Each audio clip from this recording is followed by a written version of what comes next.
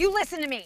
This neighborhood falls under HOA covenants. I demand you take down that ridiculous sign right now. This is a clear violation of community standards. You need to remove this sign and that vehicle right now. You ever have someone look you straight in the eye and tell you they own something that's yours?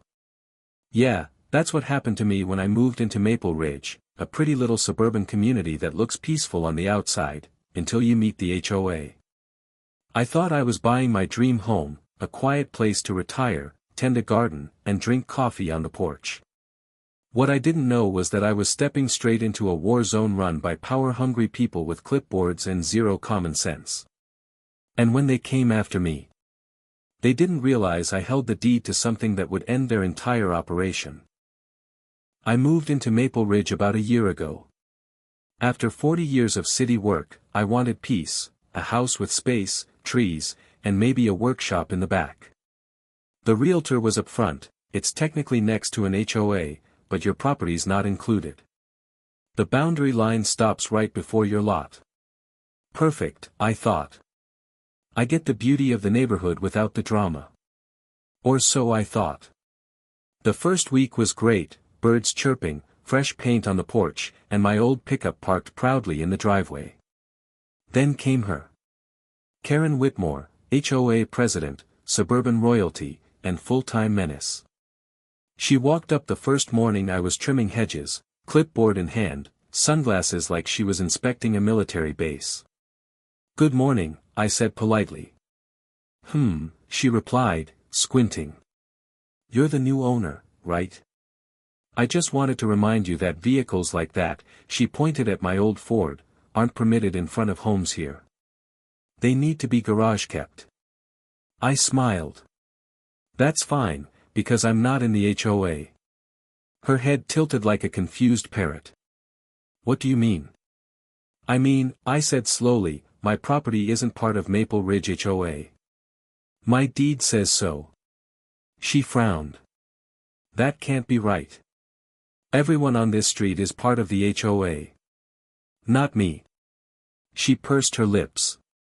"Well, I'll need to see documentation." I chuckled. "You can take it up with the county office. Have a nice day, Karen." That's when she muttered, "We'll see about that." And I knew, that wasn't the last I'd hear from her. 2 weeks later, a bright pink envelope showed up in my mailbox. It read, "Notice of HOA violation, unauthorized vehicle, improper fence color, and yard noncompliance. Fine, $350. I actually laughed out loud. They fined me for my fence color, the same natural cedar it had been for 30 years. So, I marched right over to the HOA office, a converted clubhouse that smelled like printer ink and perfume. Karen was there, along with her 2 sidekicks, Nancy and Phil, the architectural committee. I placed the letter on the counter. "Cute stationery. One problem, you have no authority here." Phil looked nervous. "Mr. Reynolds, all properties on Maple Lane are under HOA oversight."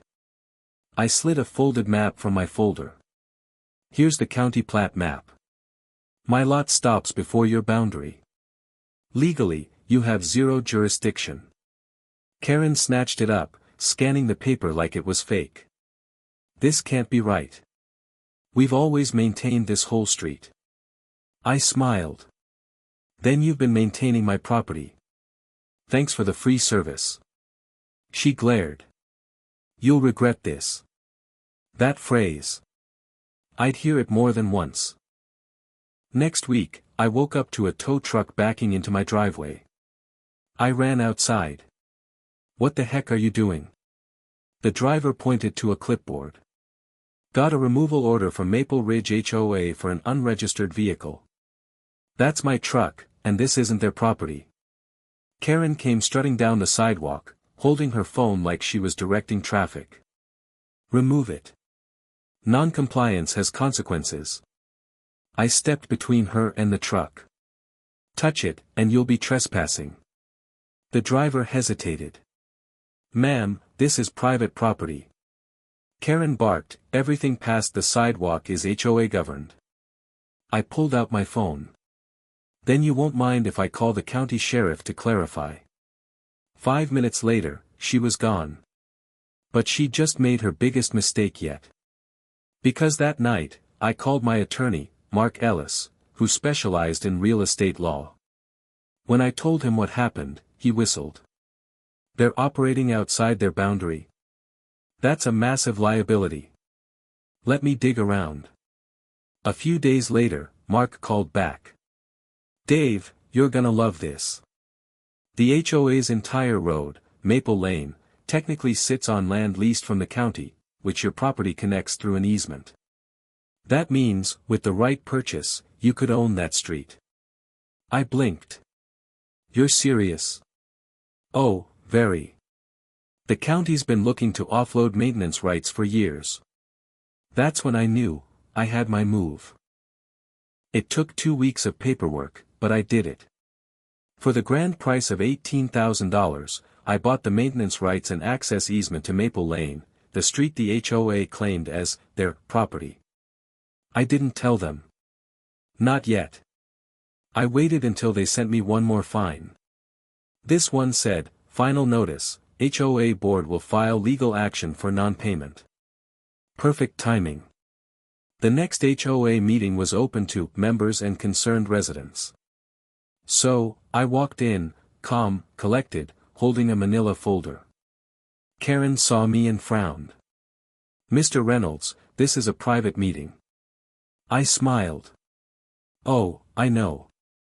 But since I now own the road leading here, technically, this is a private meeting on my property." The room went silent. I laid the county purchase agreement on the table. This is the deed transfer for Maple Lane.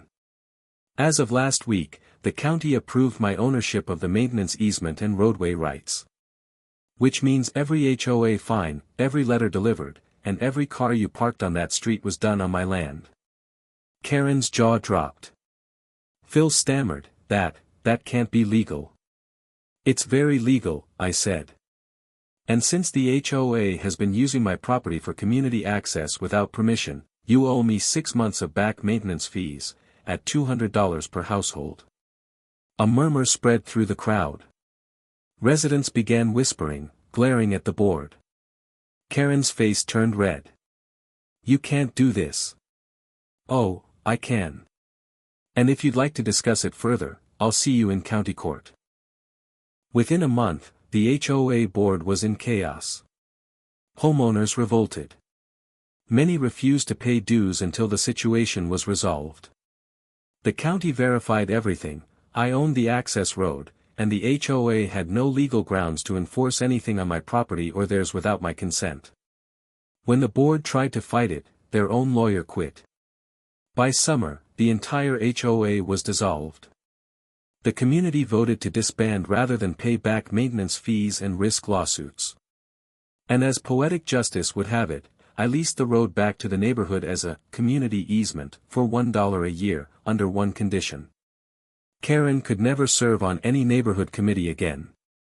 It's been 8 months since then. Maple Ridge is peaceful again. The lawns are green, kids play in the cul-de-sac, and nobody leaves nasty letters on doors anymore. Sometimes I see Karen walking her little dog, pretending not to see me. I always wave. Because here's the thing, people like her only win when you let them. They thrive on intimidation and ignorance. But when you stand your ground, know your rights, and keep your cool, you turn their power into your leverage. So yeah, the HOA tried to fine me for my own yard. But in the end, they had to pay me just to use their street. When people try to control what isn't theirs, remember this. Calm beats chaos, facts beat fear, and the law always beats the clipboard.